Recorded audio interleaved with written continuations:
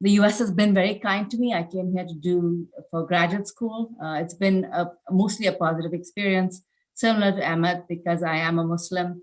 Things changed a little bit after 9/11. It was very perceivable, but it seems to be improving. But all of my experiences of coming here and seeing what's happening around me has made me very passionate and active in the DE&I space. I'll leave it at that, Marcus. We can answer questions if folks have any specific questions. Awesome. Thank you, Fazia. And thank you to the entire Perkins Eastman team. That was great. Let's not belabor the time anymore. Catherine, you're up. Are you ready to go? I think so. Awesome. You can share your screen when you're ready. Okay. There you go. We can see it. Okie dokie. Awesome. The floor is yours. All right. Thank you for inviting me to share my perspective on these issues. Some of you may perceive them to be somewhat controversial, but this is the story that I'm going to tell. My observation on these issues were I was challenged to address the diversity issue for this program. And for me, it's something that's part of my life. It's something I don't separate from my being. More often than not, however, I find that architects pass on the responsibility for addressing discriminatory and exclusionary practices to others. We hire consultants. We ask those who are excluded and discriminated against to solve the problem. And few of us, even those who acknowledge how pervasive the problem is, make a personal commitment to address it head on. Over the next few minutes, I will illustrate to you what can happen if a few individuals intentionally and personally support a young woman's journey into and through architecture. Oops. I'll begin with my high school AP physics teacher. He made sure that the one girl in his class of 19 white men got the same opportunities as they all did. I was encouraged to apply to the same Northeast elite schools that my counterparts applied to, and ended up attending Rensselaer Polytechnic Institute. While I was there, I graduated with 2 degrees, a Bachelor of Science in Architecture and a Bachelor of Architecture degree in 4.5 years. And I also had almost enough credits at that time for a master's degree, but I decided to continue on to practice because I really wanted to be an architect. Next, along the line of my career, Randy Vosbeck, who was a former president of the AIA, hired me in his firm. I worked there at VVKR for the span of time was 7 years. I worked there every summer while I was in school, and I worked there for 3 years after graduating. He hired me, or the firm hired me, even though the country was in a deep recession at the time. They took the opportunity to invite a young woman, a Black woman, into their firm to pursue her dream, which was to be an architect. I worked in every department in the summers, from the print shop to specs to marketing, and spent 1 summer doing press type therapy. And you can ask me what that is later on. Randy was my first architect mentor, and I actually call him Uncle Randy. He's a great friend of my family. During my 3 years with the firm, after graduation, I was assigned to, or during the 3 years I spent with the firm after graduation, I was assigned to work on a wide range of projects. Many of the project types were unique to the firm. And VVKR at the time was the largest firm in the Middle Atlantic. We had somewhere around 240 architects and engineers at the time. I was also given a sought after moonlighting opportunity designing a residential project for a well-known lawyer and his family in McLean. So I was really treated very well at the time. I was not the only Black person in the firm. one of the people who I attribute to my learning architecture at the time started also in the firm. He started from high school. He's African American. He started in high school in the print room. He rose up and ended up becoming a president in spurred up over the course of his career. So the firm was very committed to supporting people of diverse backgrounds, men and women. Through my role as a project architect for a rapid transit train station in Buffalo, New York, I met my second mentor. He happened to be a future chancellor of the College of Fellows. I eventually went on to work for his firm and developed an expertise in technical architecture and was coordinator for the Frank D. Reeve Center, project architect coordinator, what we would call now the model manager. And this was at the very beginning of the use of computers in architecture. This is a photograph of the opening day of the building where they closed 14th and U Street, invited the community to participate in seeing the opening of the project. And a lot of you may not know, but this building won a lot of awards for sustainability at the time. And for me personally, it's been a big hurdle for me to get over the fact that it may not be there sometime soon. Through Bob Coles, I was introduced to the community of African American architects. T.C. Williams at the time was the first. I was basically the only woman and the only African American in my classes in the junior and senior year. And Rensselaer, I was actually fortunate to have several African Americans in my class and quite a few number of women for the time. But the rest of my experience in practice was basically in white firms, in white environments. But it was normal for me. It wasn't anything unusual. Harry, he also became one of my employers. He was the dean at Howard University, and that's where I went to ride out the recession of the 80s, became associate dean, and I taught structures and environmental systems there. I also, while I was at Howard, this is where I began to write about architecture, to write about diverse peoples in the profession, organizing conferences, and began to actively seek out others who were interested in supporting the increasing the numbers of women and architects, African American architects in the profession. At 33, I was the project architect for the largest building in the Washington, D.C. area. This is 1001 Pennsylvania Avenue. It's across the street from the post office building, which has another name now. It's 1 million square feet. It has 14 stories, high-rise elevator banks with the sky elevator lobby. And one of the other unique aspects of this project is the mechanical. The mechanical room is actually behind the 14th floor. It's in this donut on the 14th floor of this building. An amazing project that is still one of the top 10 largest buildings in the DC area. I have glare on my glasses, so I have to take them off. So after or during my years working with this firm, which is Segretti Tepper Architects, my expertise evolved into the design management of large, technically complex buildings for the federal and military clients with what I call special missions.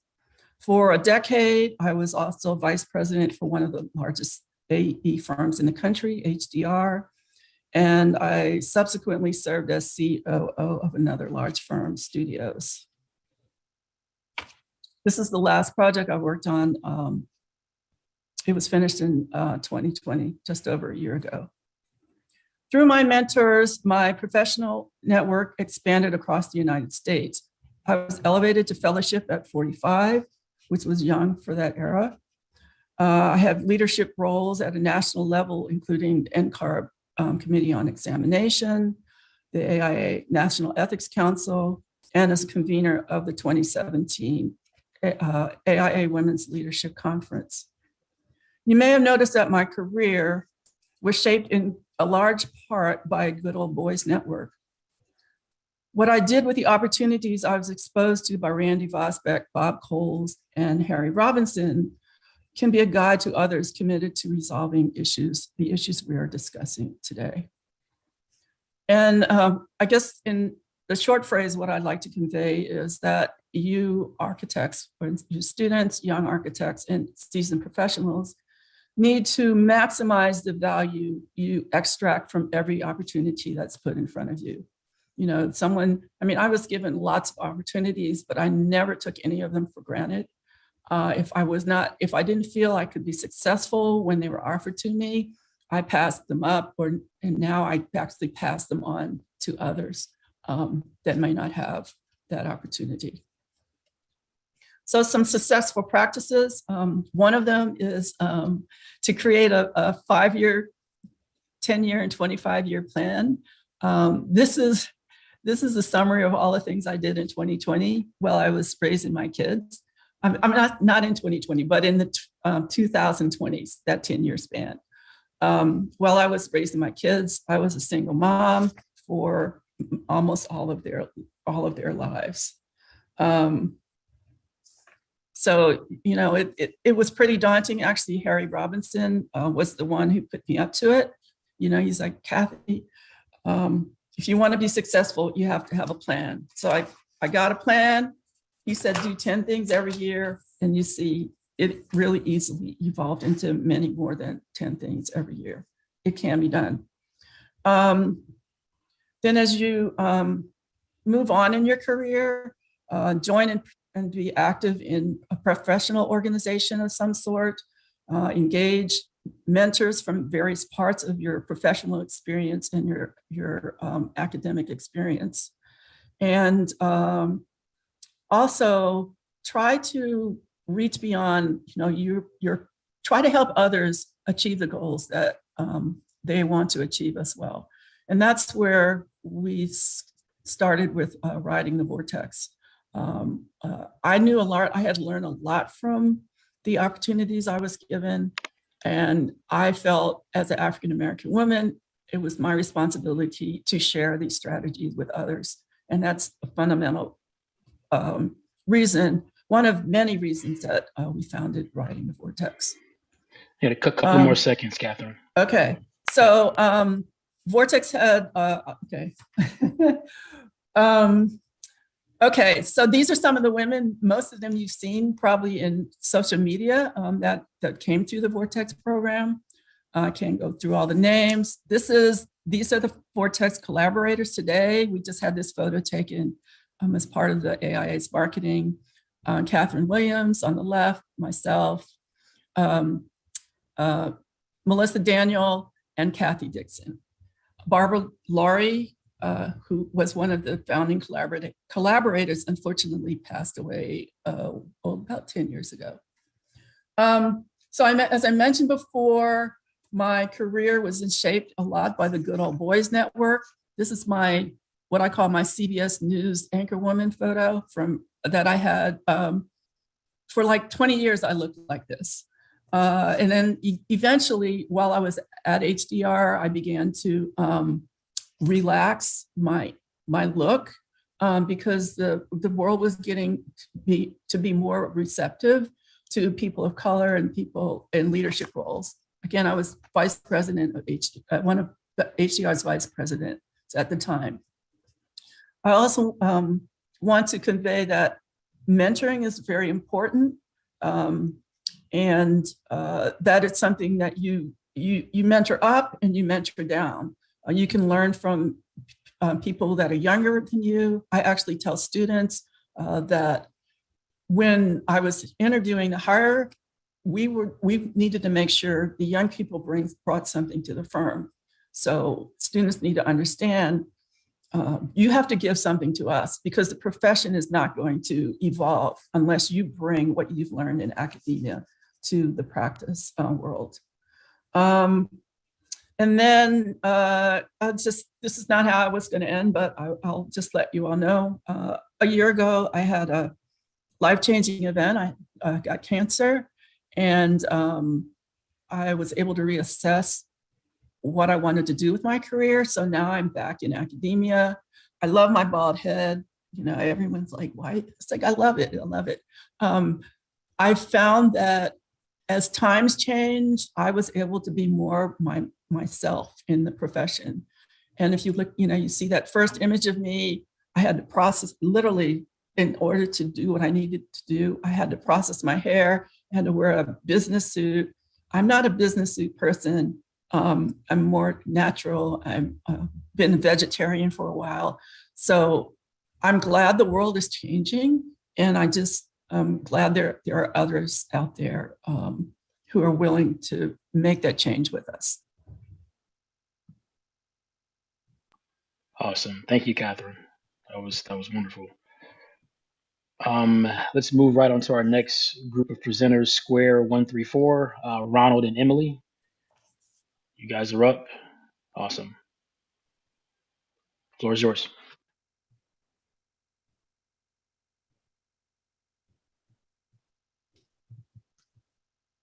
I know Ron was planning on starting, just making sure you're on mute still, Ron, just to let you know. Okay. There you Sorry. go. Can you hear me? Yes. Perfect. Thank you. Okay.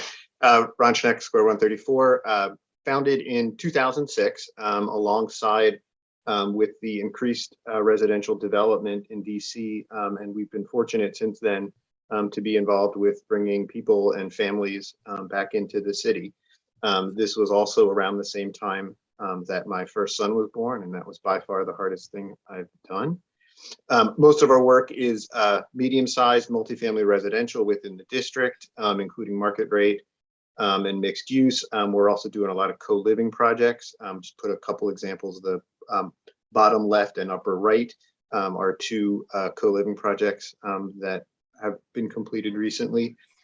We are intentionally a small firm of tight-knit 8 people, and our goal is to maintain this sort of collaborative and inclusive environment. We're focused on professional growth by maintaining studio culture that promotes education, design exploration, and a very intentional work-life integration. Here are some pictures of us at parties and construction sites. Next slide, please. My personal history, I received my Bachelor of Architecture from Temple University in 1996. I saw your name pop up, Madeline Simon. Thank you. She was one of my instructors. I immediately started working for Hickok Cole Architects, which was, I was there for about 10 years, and that's where I gained most of my initial experience. And then in 2006, same time that started Square 134, I served as adjunct faculty at University of Maryland, so I'm familiar with the program. Right now, as of 2020, I joined the AIA DC Board of Directors, and specifically to advocate for small firms. And I'm now taking that to the small firm exchange at the national level, and I am now DC's first representative for the small firm exchange, and I'm super excited about that. So, Emily, I'll let you take it from here. Thanks, Ron. I'm Emily Rotman. I have been at Square 134 Architects since I think 2015 is when I joined. Previously, before that, I was at Perkins Eastman, so glad to see some previous colleagues as well in the discussion. But I received my Bachelor's of Science in Architecture from the University of Cincinnati and attended Maryland for both my Master's in Architecture and in Real Estate Development. And I guess just to go a little bit background from a personal history, I was really lucky to be brought up in a very balanced household in terms of gender roles. My great-grandmother became a doctor in 1924. My grandmother is also a doctor and my mom's a dentist. And, I'm essentially the fourth generation in my family to be both a woman and have a postgraduate degree. So that was really great from an immediate household perspective. And both my parents own their own business and supported each other's careers in addition to, sharing household chores and family responsibilities. But, it's interesting. A lot of what we've talked about entering the workforce, there's definitely a shift in perhaps what I experienced growing up as like my household unit that I was raised with versus what some experience of or expectations others had upon me for what what my role should be.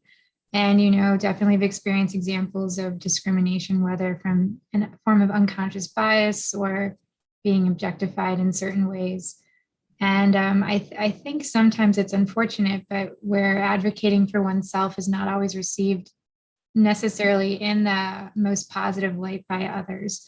So I'm very curious to see how we can be moving forward in that discussion and changing that to be more positive.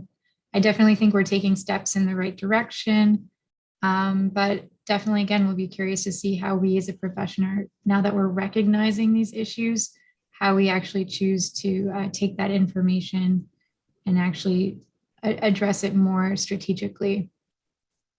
But I guess to go as our office specifically, we're a very collaborative firm. We have a very inclusive structure where it's not as much of a hierarchy in our office. We definitely try to define project tasks and responsibilities to everyone as an individual and not necessarily in a hierarchical role of this is the PA, this is the PM, and other aspects of that sort of thing.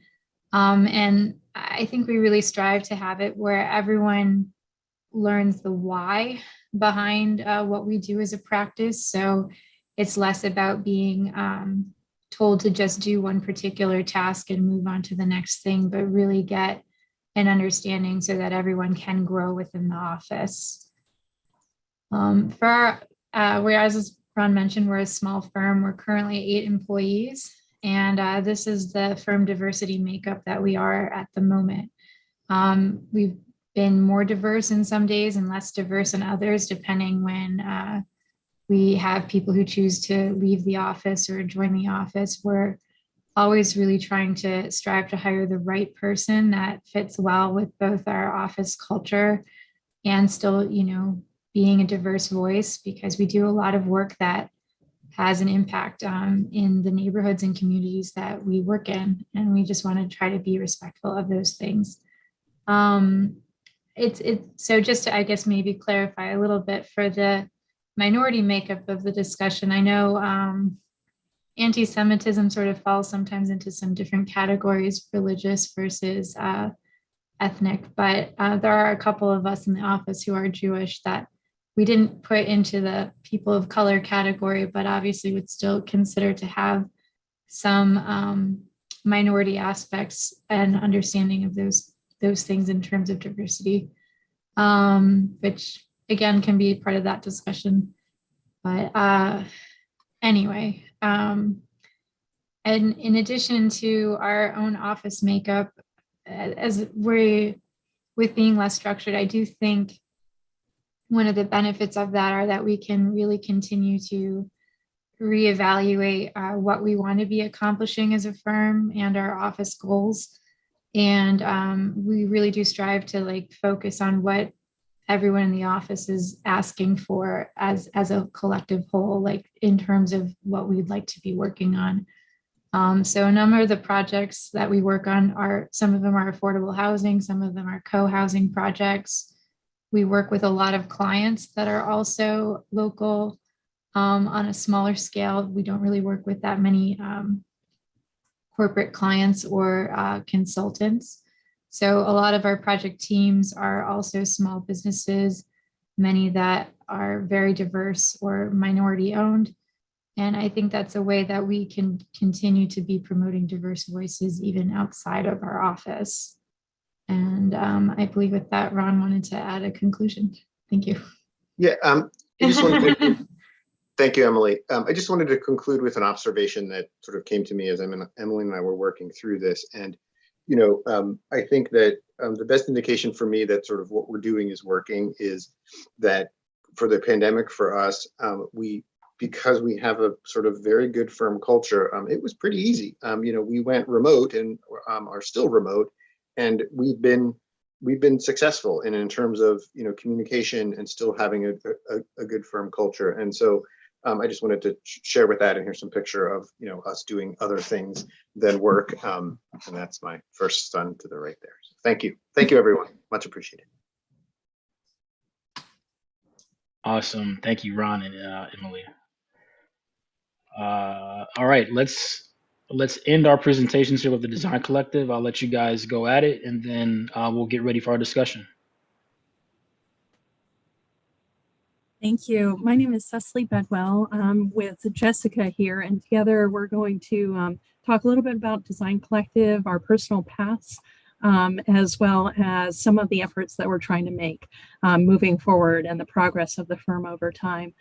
So I've been in the profession about 26 years. I probably hit the middle mark of those that have spoken already. Proud graduate, as is Jessica, of the University of Maryland Masters of Architecture program. It was there that I discovered that my passions really expanded to urban design.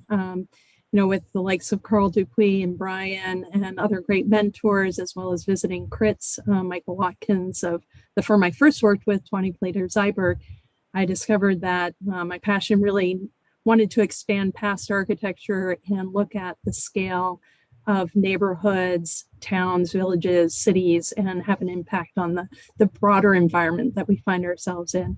I wasn't going to talk a little bit about, too much about myself, but I think some of the stories here have been the best part. I find traces from each person's background in mine. I knew that I wanted to be an architect when I was 13.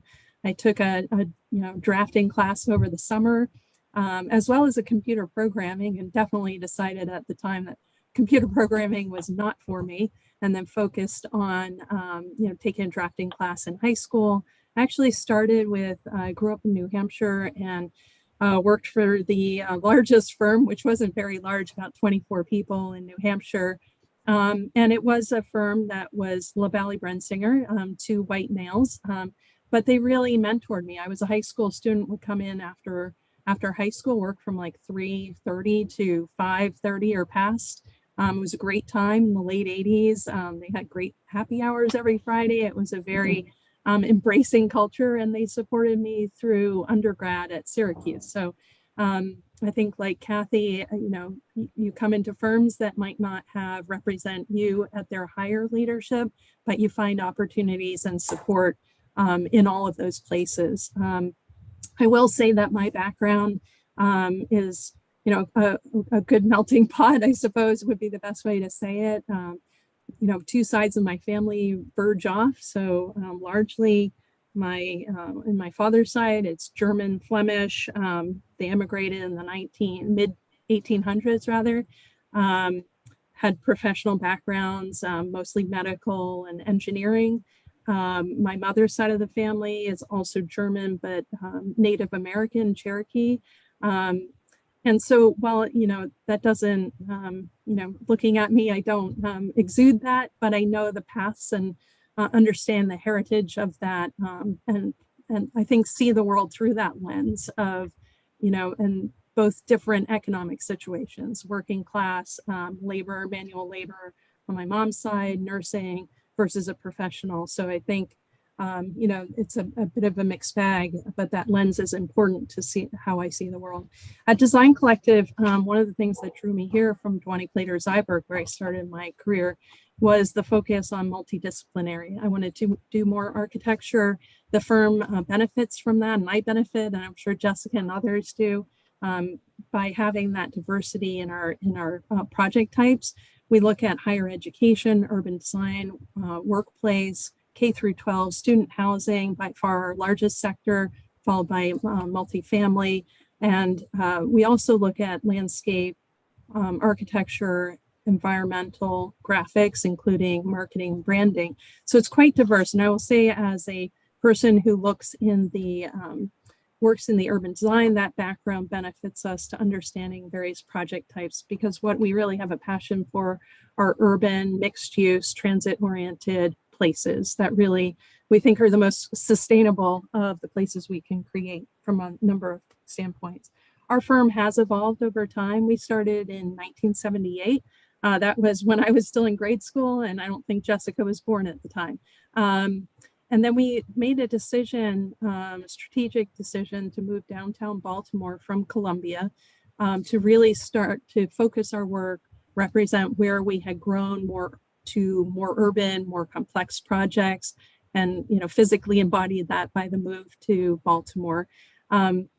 And throughout that time, we refined. I mean, it started with single family developer housing, and now we do very complex mixed use projects. We moved into the power plant. And then in 2008, about the same time, we established an ESOP.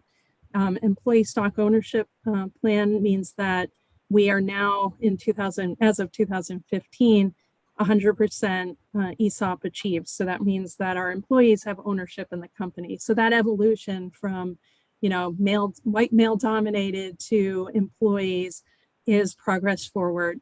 Leadership in our upper ranks, similar to Perkins Eastman, we are still, matriculating people up through the ranks. And I'm proud to be one of the first female principals at the firm. We still, Jessica and I are both advocates for progress in the firm, and she'll tell you more about that and our steps forward. And then lastly, one thing, and next, Jessica, is our growth has spread throughout. I'm not going to speak a lot about this, but we grow organically with our clients. The best way forward for us is to work with great people and then expand as they expand. Student housing reaches coast to coast.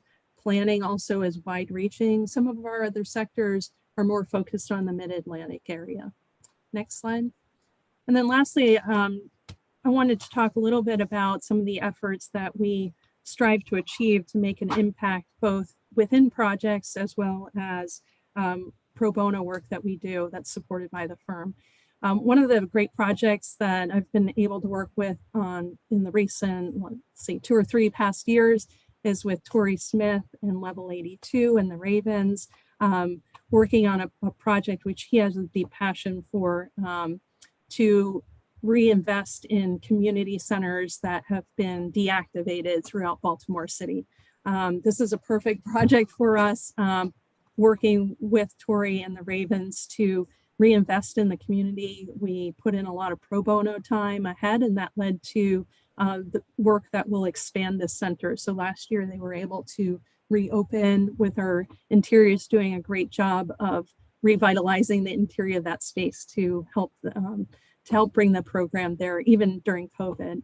Other things, looking at the Adopt a School program in Baltimore, NOMA, as well as 1% for Art that's in our projects. The image that you can see directly below that, we were able to advocate for and then help select a local artist to put together 1% of the full development of the project we were working on, the Metropolitan in downtown Columbia, that allowed the artists to, it was about 1% equated to about $450,000 of work that went into the sculptures that you see, the seating that has inscriptions from children's literature, and really help promote, that local artists having an availability to showcase their work. So we do a lot of community engagement and bring that through all of our neighborhood revitalization and urban design projects. So with that, I'll pass it on to Jessica to go through some of the steps forward that we're taking. Thanks, Cecily. And in the interest of making sure we have time for questions, Marcus, I'm going to skip through my bio. I think what I'm excited to be here is because I am Latina, soy salvadoreña y puertorriqueña, and I'm a member of the diversity task force. So this is personal to me, and I know a lot of us were we were shaken and inspired by the 2020 events, which led us to develop a diversity task force with the goal of making a better and more equitable future. And so we're still working through our action plan, but our goals currently are to actively educate, to really allow everyone to have a voice and a place at the table, to foster and promote diversity across all backgrounds, to work to better our communities. I know Cecily was touching on that just briefly, and to encourage, mentor, and give opportunities to underrepresented designers. We have a series of subgroups within the diversity task force, similar to the Perkins Eastman. So we're going to highlight a couple today. One thing is obviously focusing our hiring and recruitment process, and we're excited to continue to refine this process, but we've worked to expand that committee. So it's a very large committee with a diversity of backgrounds and ages, including entry level. And a big change we made was to include diversity task force members so that we do have some attempt to attack implicit bias. We've also expanded our career fair reach. So while we're proud Maryland alum here, we do have a large breadth of diversity within the different schools within our office. And if you go to these 8 schools, and a conscious effort we made in the last couple of years is to attend historically Black institutions. We feel that this is important not only to expand our pool of candidates and inspire diversity, but also to develop a partnership with those schools in terms of internships and scholarships. So that's something we're actively continuing to refine. And we're working to standardize the hiring process, again, to try to make it as equitable as possible. Another subgroup is really to focus on education and our retention group. And so this is early, we're still working through this, but the last 3 years or so, we've been looking at our demographics. What shapes us? How can we improve? What are our goals? And looking at our changes over time. And so just to highlight a few things, we are actually above AIA averages for gender diversity. We're matching the racial and ethnic diversity for AIA. And I think the big things we were noticing is that we've increased a percentage of people of color and minorities by 5 to 6% over the last 10 to 14 years. We continue to want to improve, but I think it's great to see that change in our hiring recruitment process. And we're also seeing that the majority of our hires are women. So they're averaging 55% or even 60%. So to us, those are hopeful signs of changes to come that we're continuing to track. And in looking at this, we won't go into the data specifics. You see where we are today in the middle there to 2022. And then to the left, you have our 2008 data. And we're using that because that's the earliest data we have in file.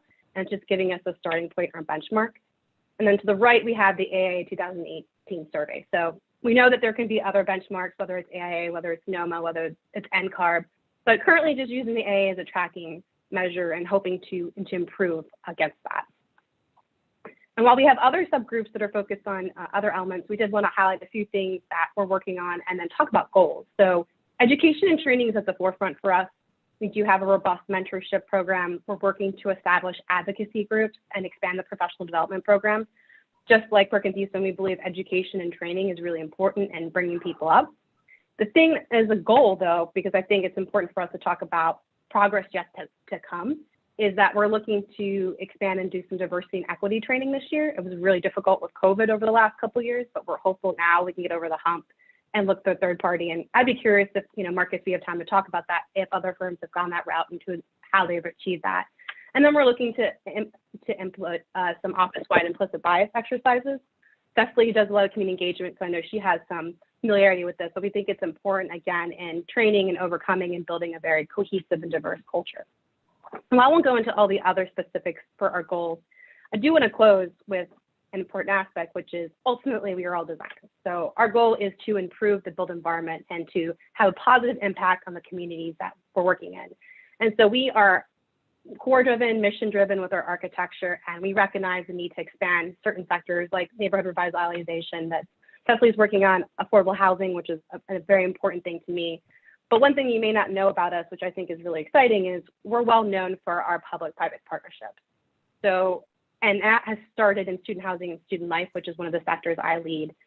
But what's interesting is how it's expanded to include sustainability infrastructure, to include schools, to include wonderful community buildings. So we're seeing this with our City Hall project. We're seeing it with the Hilton Recreation Center that Cecily mentioned.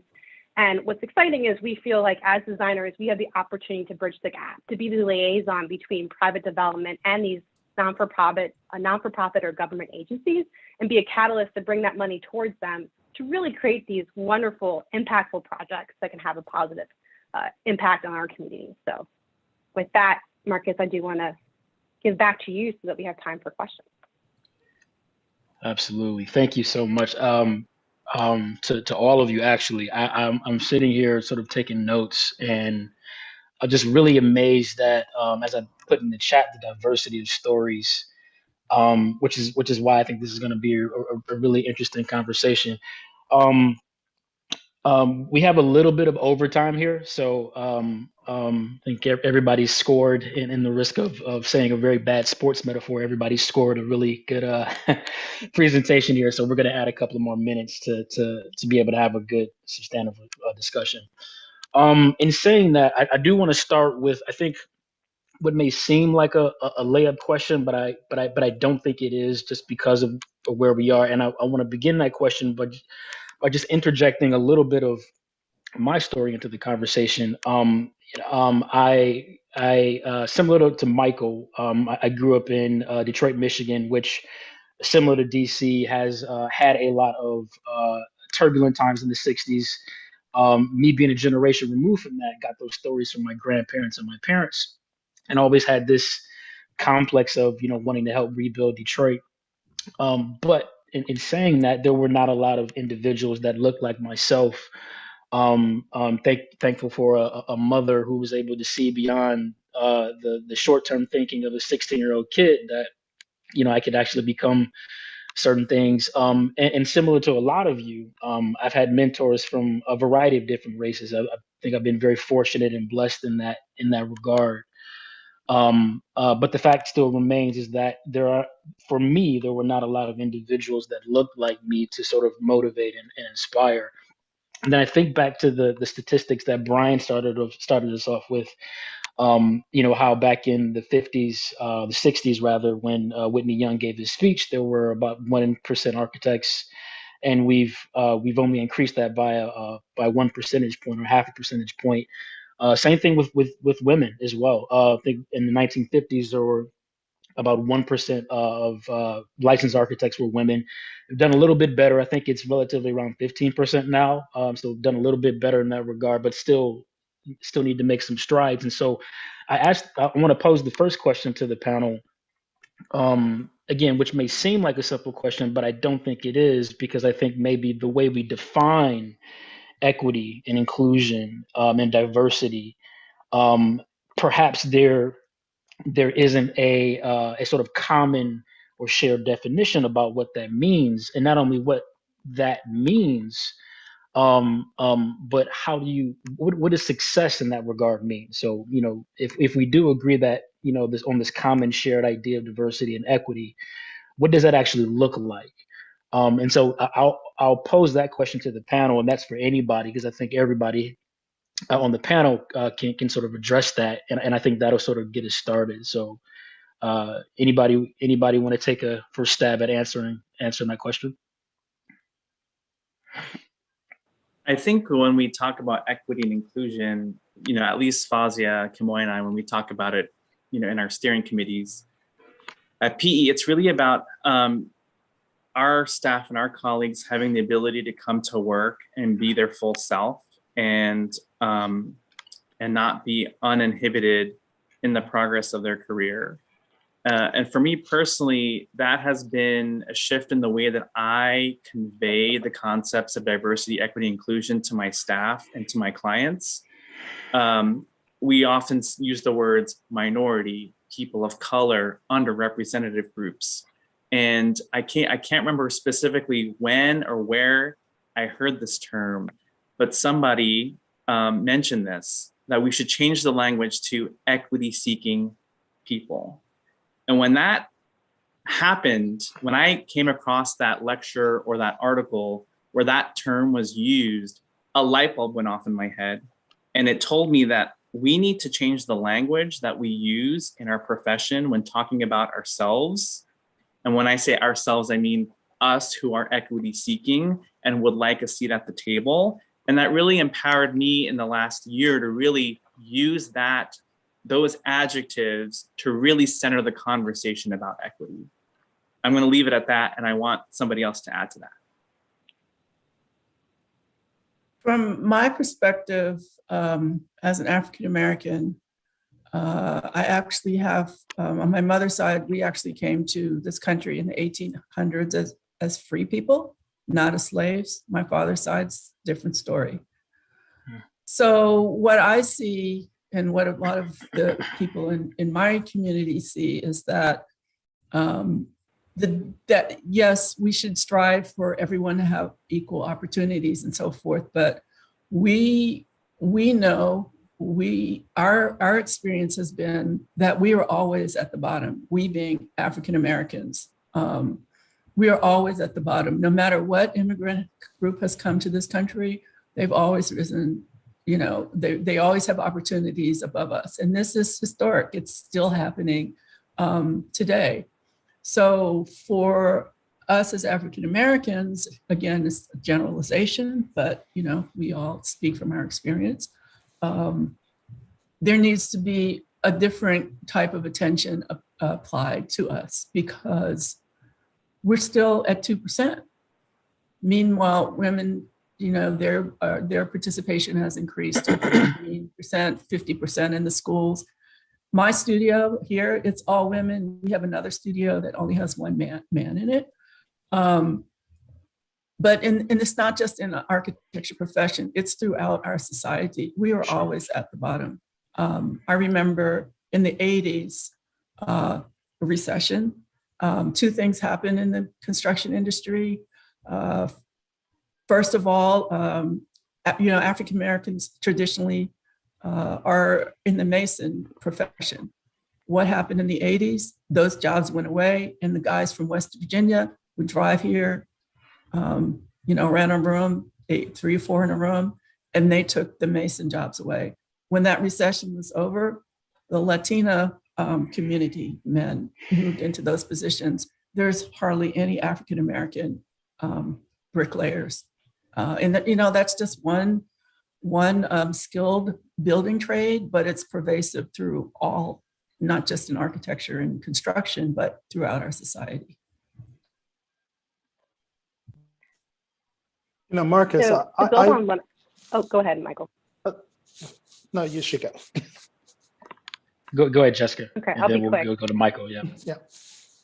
Yeah, and it's always hard with the virtual platform. I think to build on what Ahmed said, and I do like the term, I think for us, for me personally, it's about creating a safe place for different perspectives and different identities. Because I think what I've come to realize, and everyone's story reminds us, is our culture, our history, our upbringing shapes us. And it transforms and shows in our work, and it shows in our design process and everything we do.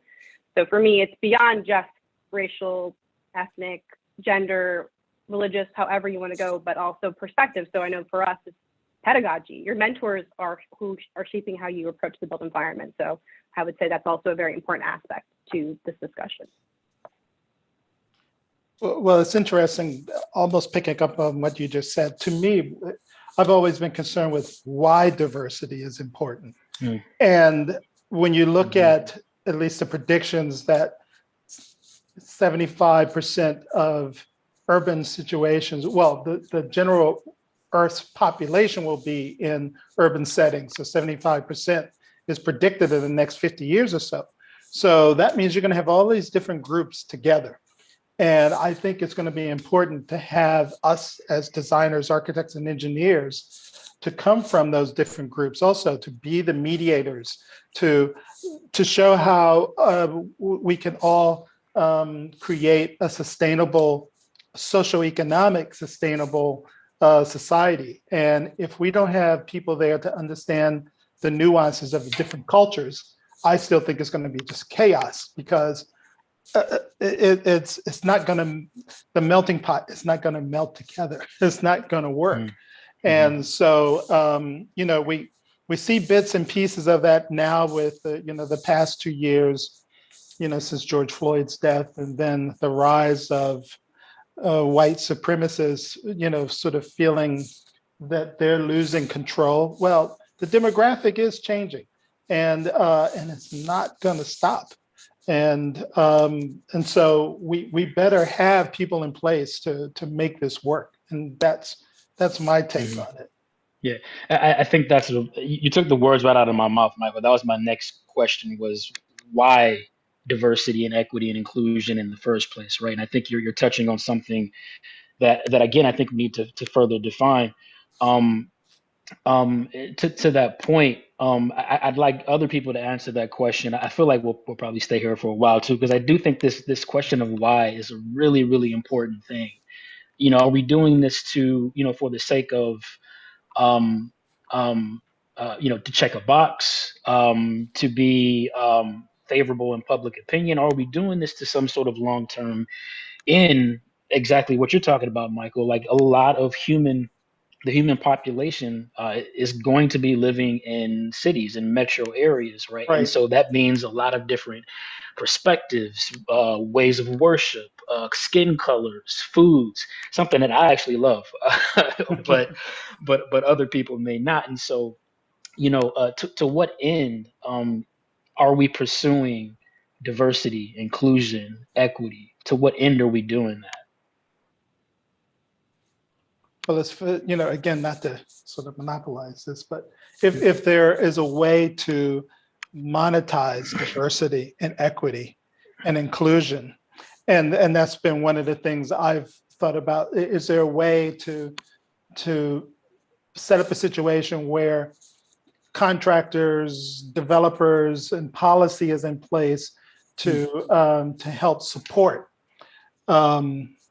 diversity and equity and reward it. And see, that's when I think you get people's attention, that if you can get points for being a developer that has hired a diverse group of designers, engineers, contractors, so that when you apply for another public-private partnership or have some relief that you might be able to get in the regulatory process, then you can make it a dollars and cents situation where you're enticed to do it, to do the right thing, and not just rely on sort of the moral issues, because what we do is a zero-sum game. You apply for projects, you win or you don't win, and there's not a lot of sharing. But that's what we have to ask the different people that are the majority. It's time to share. But then how do you do that so that it's something that they can absorb and understand? Yeah, actually, I want to go to Ron or Emily, because I think you guys are in a very similar to Michael, a smaller firm, and we know firms like Perkins Eastman and perhaps Design Collective a little bit have a little bit more flexibility or resources to sort of address this problem. And Jessica, I love the chart that you showed at the end about what you guys are doing.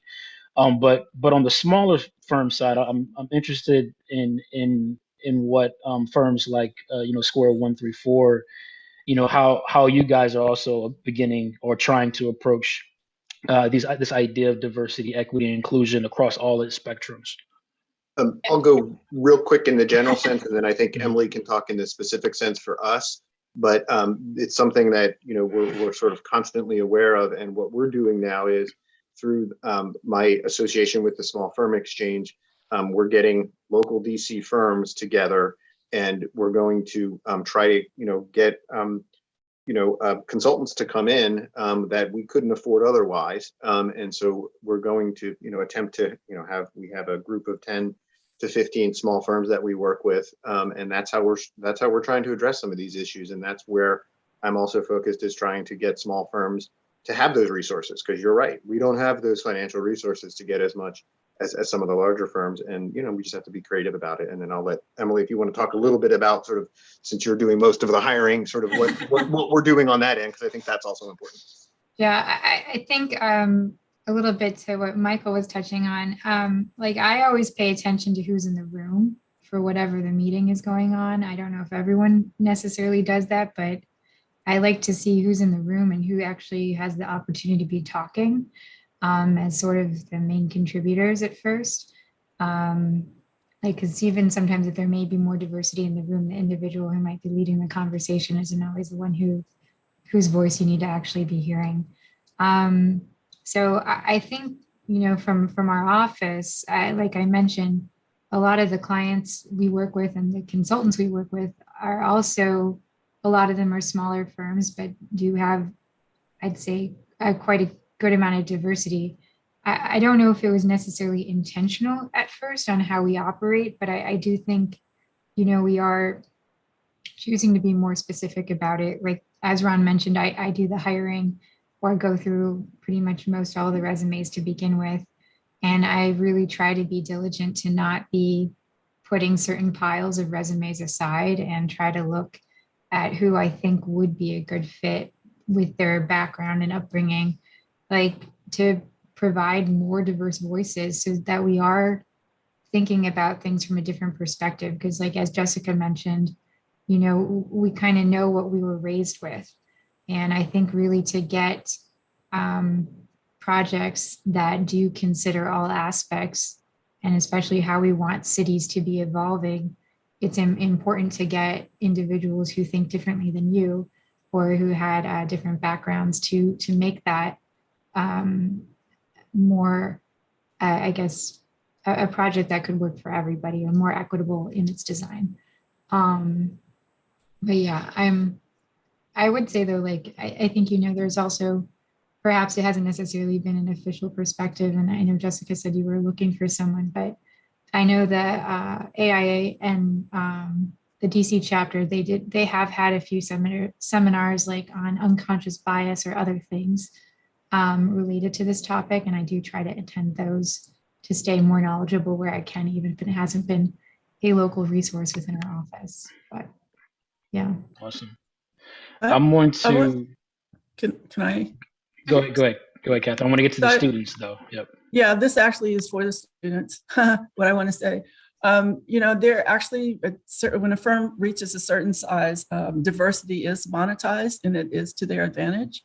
And there are actually ways that very large firms use diversity to their financial benefit, and not necessarily, speak from personal experience, not to the benefit of the staff. And so to the students, I like you. This is one reason I encourage you to become members of professional organizations and speak and, converse with people outside of your normal circle. So when you're looking at a firm, you may see their statistics, but you should talk to individuals in the firm who have worked for the firm before, to find out exactly what do the women or the people of color, however you want to classify them, what do they actually do in that organization? Where are they in the structure of that organization? Because numbers don't say everything about a firm. That's a great point, Catherine. So I am getting a couple of requests to ask questions from students in the chat. And I have no problem with allowing them to ask the questions themselves. So Edward, since you're the first one to chat me, if you would like to come off of mute and ask your question, go ahead and do so now. Yeah, of course. Can everybody hear me? Yep. Yes. Okay, awesome. Well, I'm on the move right now, so sorry that I can't have my camera on, but I honestly find every story that has been told very compelling. And it's something that I think should be always talked about. Like, I wish we could have this conversation reoccurring every like week or so. But I just want to say I am currently in the undergraduate school in architecture. I have lived and grown up around PG County, so I understand how it is. I'm a Hispanic male, so I understand like how it is to grow up not seeing people that you want to see being represented in the positions that you strive to be at.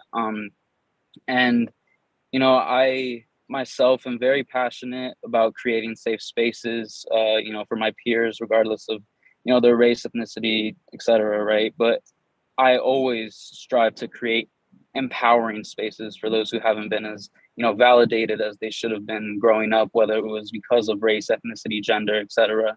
And because of this, I always intend to fight. And yes, I want to use the word fight because sometimes it does feel like a battle. But I intend to fight for those who can't and won't speak up when certain situations like racism, microaggressions, and other challenging situations arise, whether it be intentionally or unintentionally. But with that, I've heard the conversation about equity, inclusivity within, the workspace, also within education. But something that I did mention just now was, empowerment. And I want to know how each one of you has felt empowered within architecture, has felt empowered within your own practices, or how you strive to empower others, because I feel like empowerment is as important as acknowledgement, if not more important. So, yeah, thank you. So Edward, I feel your story. I'll jump in and let others talk. For me, I'll do one story of empowerment, how I felt like I can empower others, and then one for me.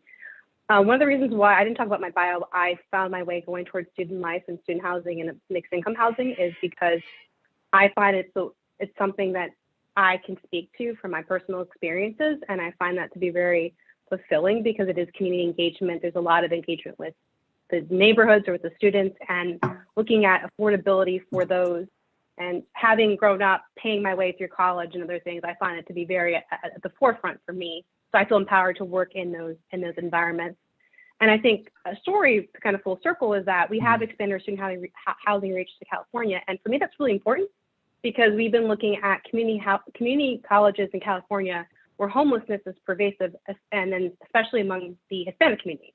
So to be there and be a catalyst and be able to translate someone speaking in Spanish at a community engagement session or talking about their issues culturally and to then respond with architecture solutions that might empower them to be more successful in their education has probably been the most fulfilling thing for me, and to have that come full circle. So I think it just is a reminder, not only within our firm, within the environment of that kind of structure, but also within our projects, how we can find opportunities to do that empowerment that you speak to. So I will talk about empowerment in the form of mentorship, which Kathy has I really appreciated the way that you communicated that in your story. But ironically for me, my biggest advocators have always been female. Isn't that a strange concept, right? So it starts with my mom and my sister during, my early years. Having an older sister was really helpful. Being the baby of that family was helpful to having that opportunity. But it's interesting, as I've grown in my career, for some reason, my mentors are all female.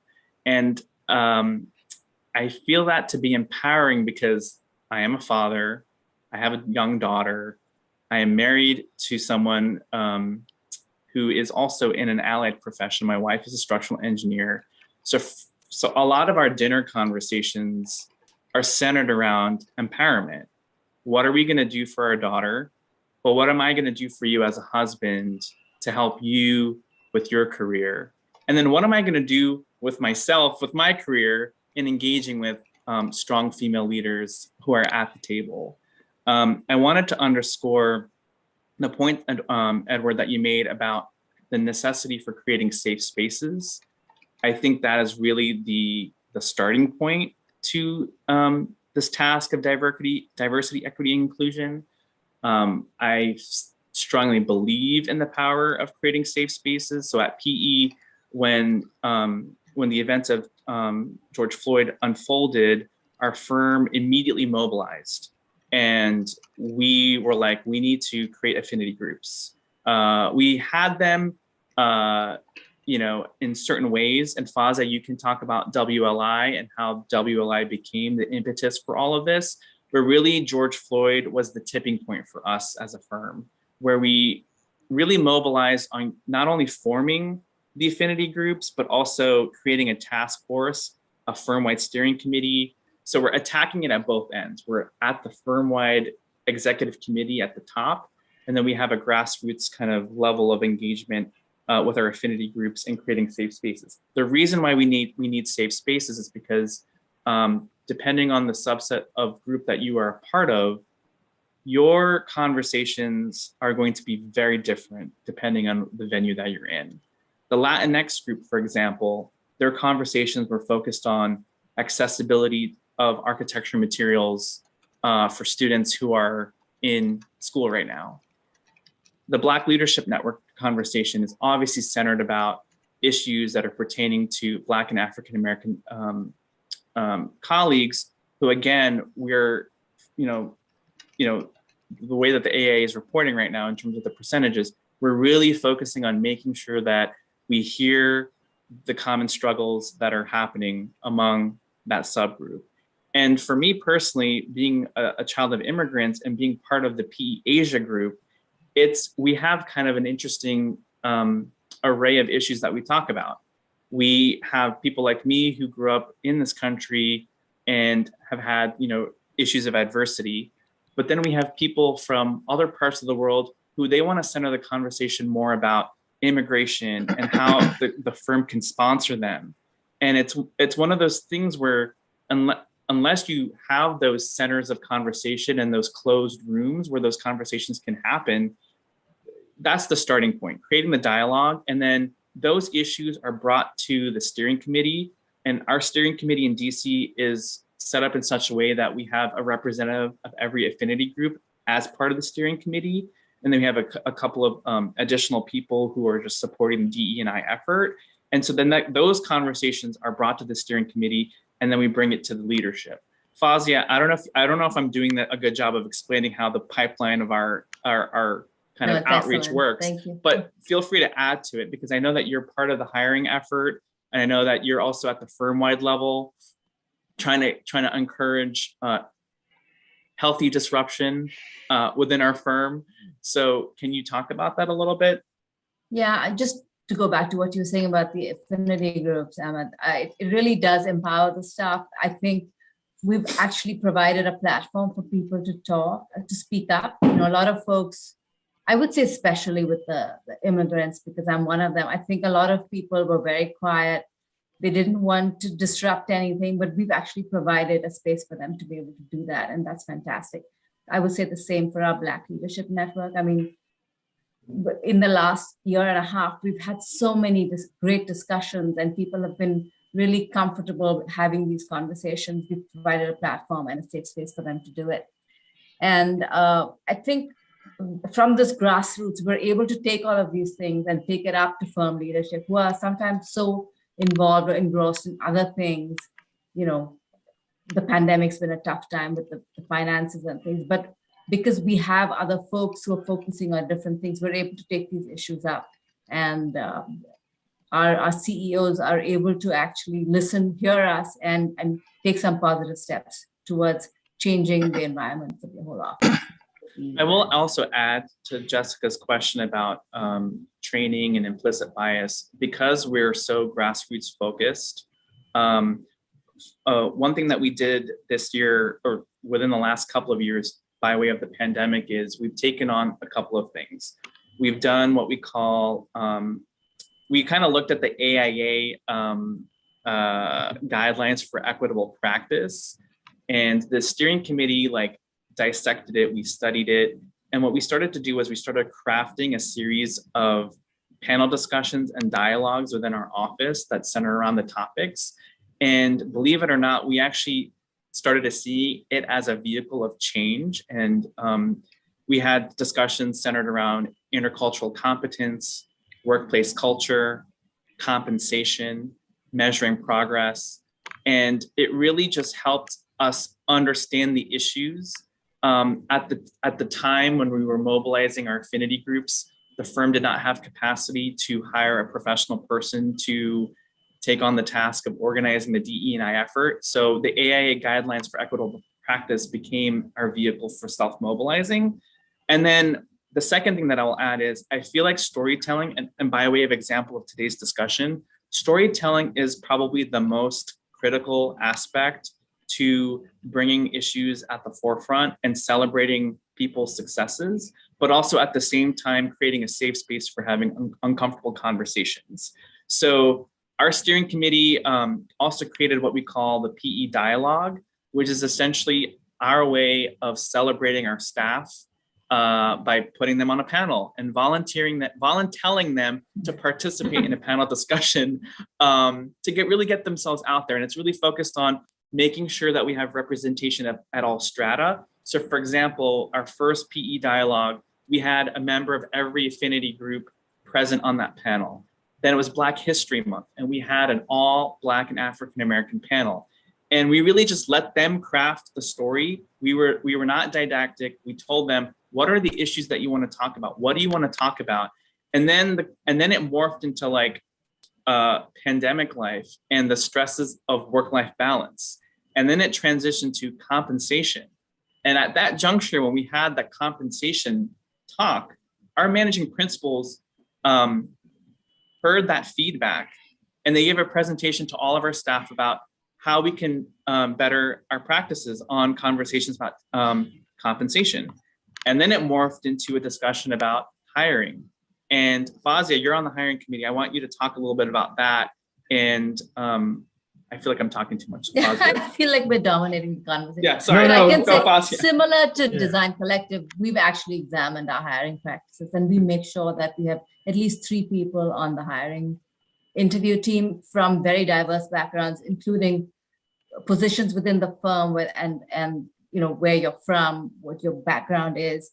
We make sure we have forms that we fill out. Each person fills out the form. So, you know, the implicit bias sort of gets neutralized to some extent.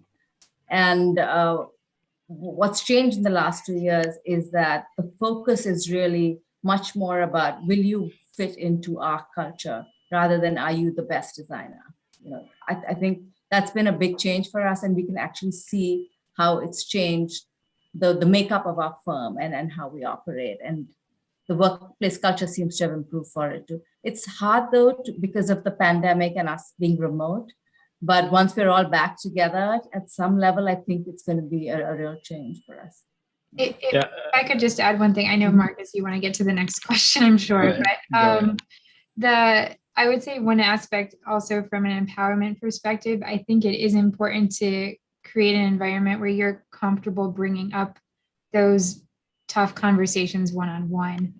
So I think it's great to hear, you know, the efforts firms are making overall on a scale from hiring and creating an opportunity of enhanced dialogue. But I also think it's important to make sure that you as a leader are being an active listener and creating an environment to allow for that. You know, my biggest thing when managing individuals is I tell them, I may not be aware of what you need from me, so tell me what I'm not doing right, and I promise my feelings won't get hurt. Like, just tell me whatever. And I try to make sure that whoever I am working with, whatever the uncomfortableness of the conversation may be, I do genuinely want them to feel like they can come to me about any issue.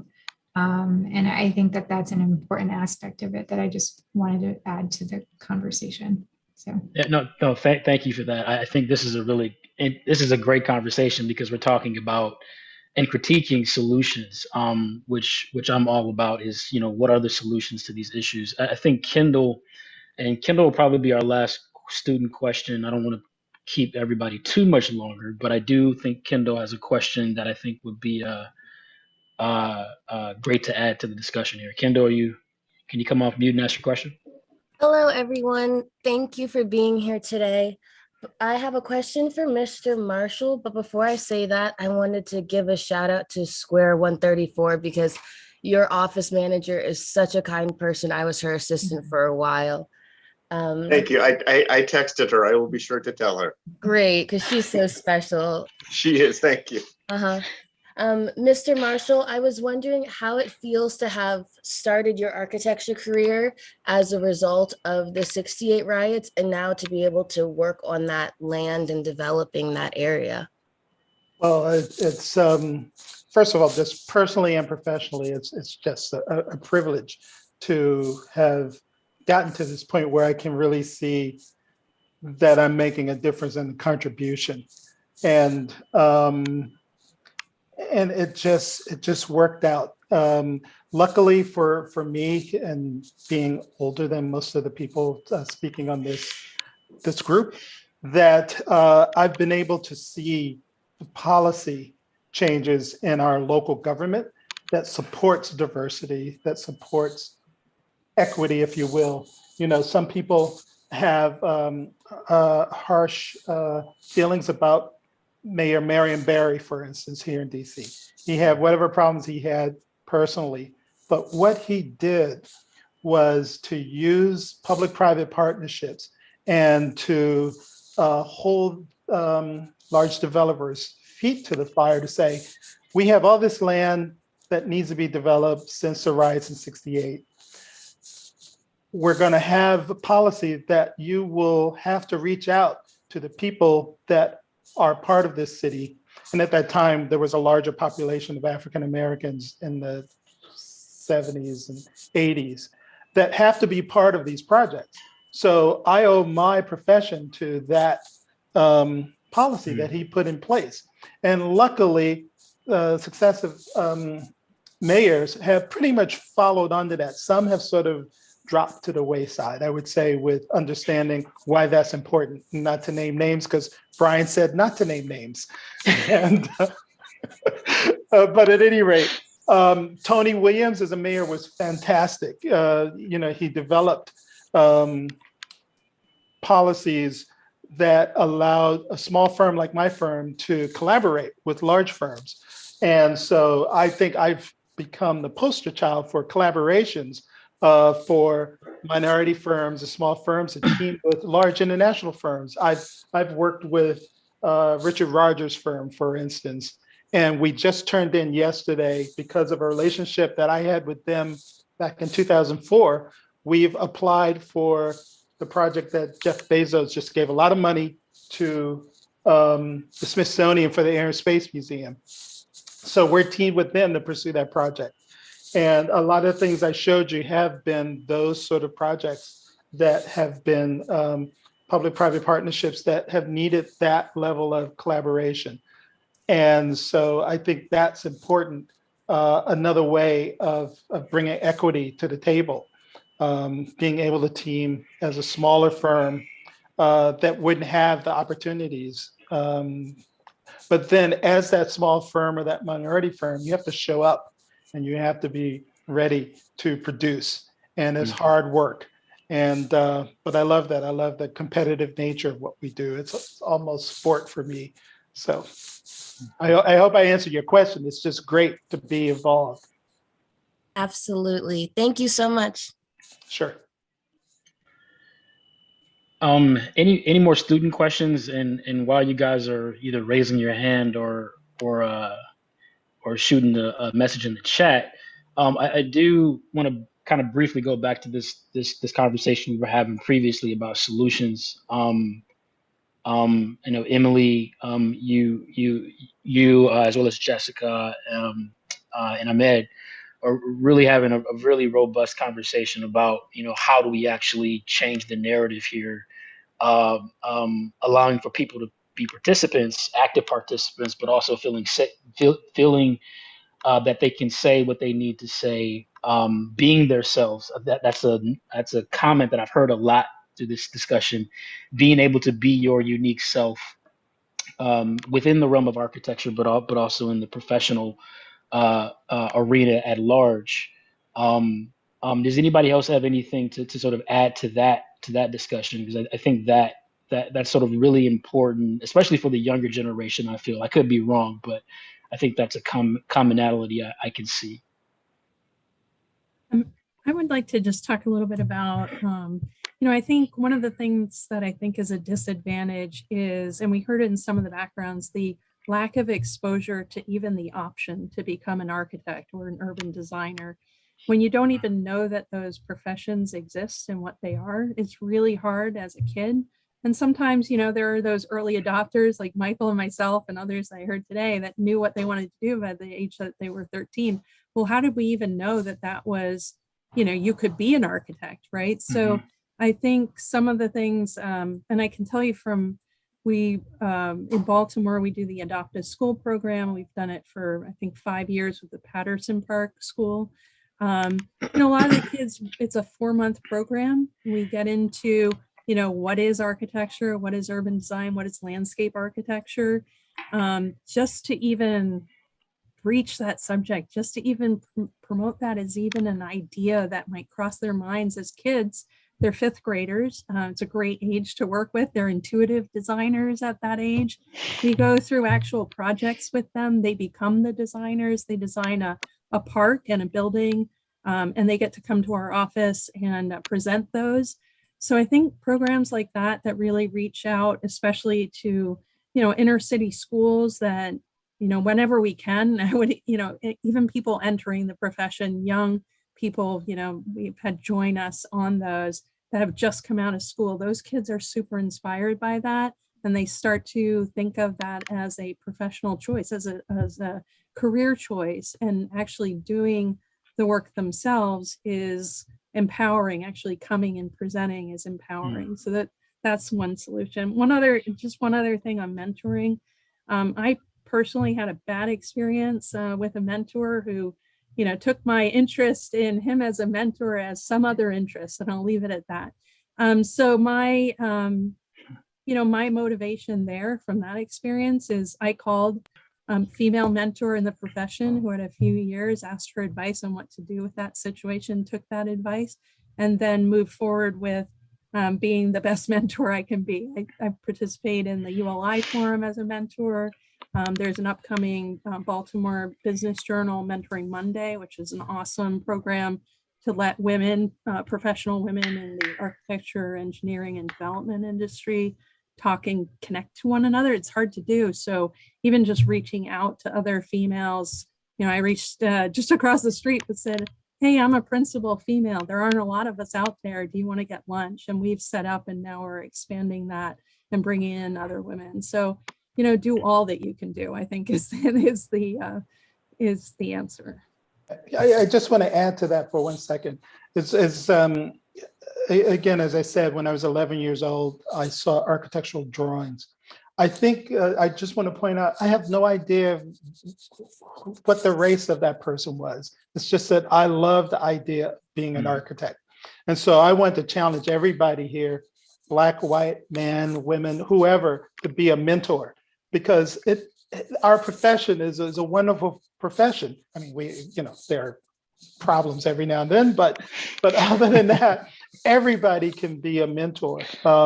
I've decided, for instance, just to point out, to open sort of a pipeline between Yale, Howard, and Morgan, Zoom calls so that the students from Howard and Morgan can understand that they can apply to someplace like Yale and take the mystery out of it. And so they're talking to students that are at Yale right now, and they're African-American students too, the African-American students at those schools. I also personally, I'm in a position where I actually started a scholarship at Yale for minority students. I put my money where my mouth is in that case. And again, want to challenge everybody here for things like that, so. Michael, you and Cecily, I think bring up a really, really great point about mentorship.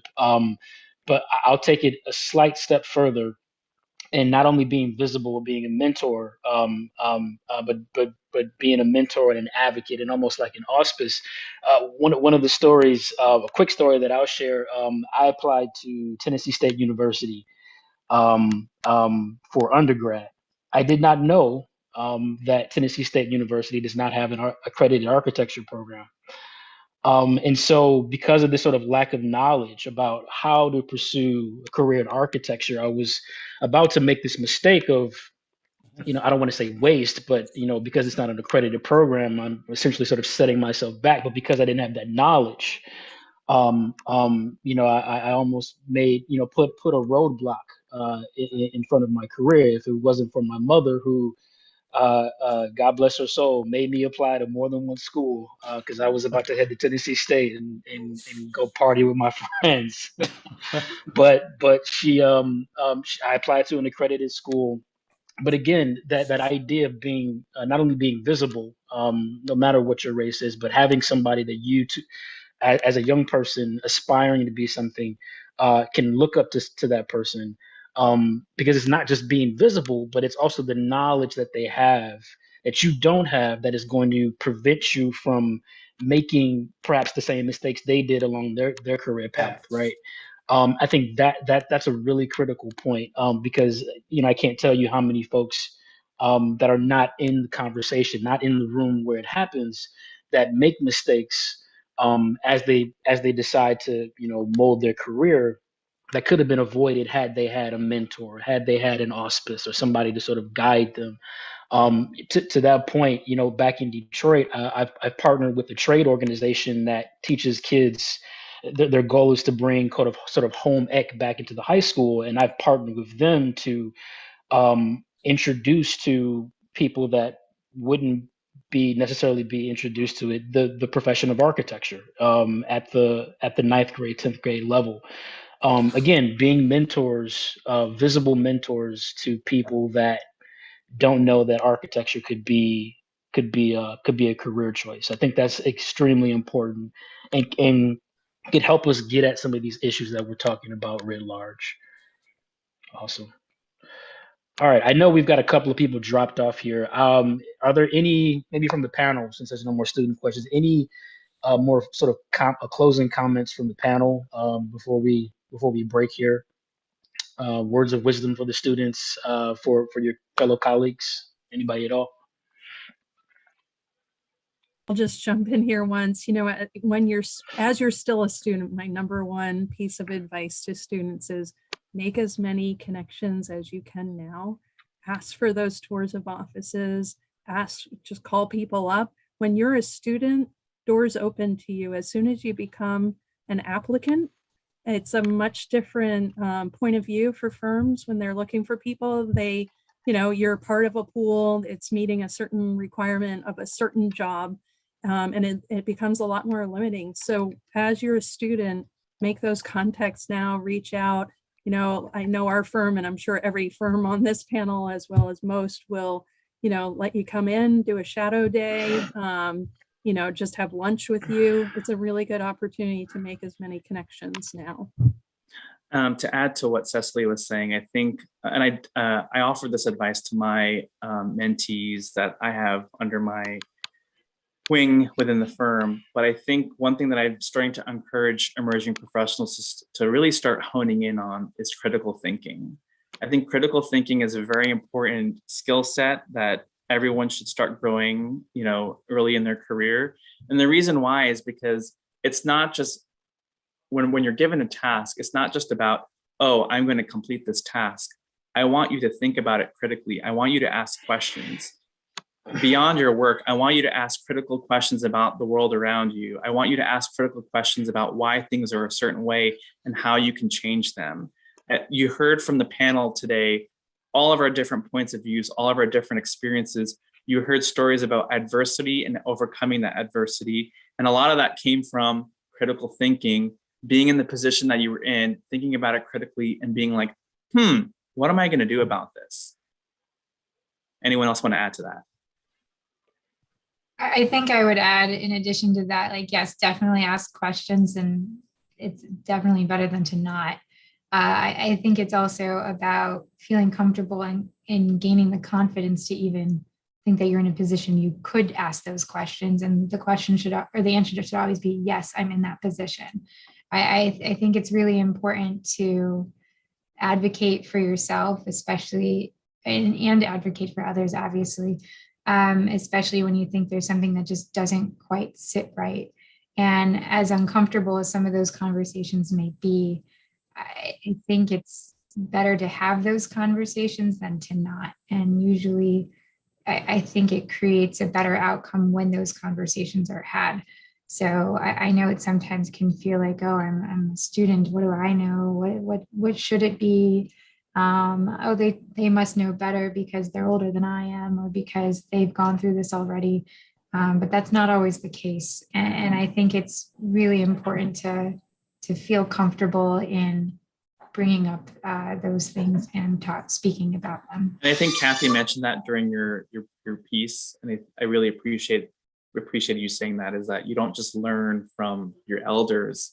Your elders are learning from you as well. It's a reciprocal activity of learning. So just wanted to add that bit. And one thing I'd like to say as a closing remark is, you may not, students, well, to all of us, you may not find what you're looking for in the firm that you end up in. And this is something I found out early in one of the reasons I got into so much professional service. So there are so many other avenues for fulfilling your architectural spirit. outside of the firm that you're working with. You know, you can even create your own opportunities, but through professional organizations, connecting with your academic institution, religious organization, there's all kinds of ways that you can expand your architectural knowledge and your career. So just remember that. And while you're doing that, look for other opportunities, find out more about other firms that you may want to transition to. Because every firm, you know, is not the right firm for every individual.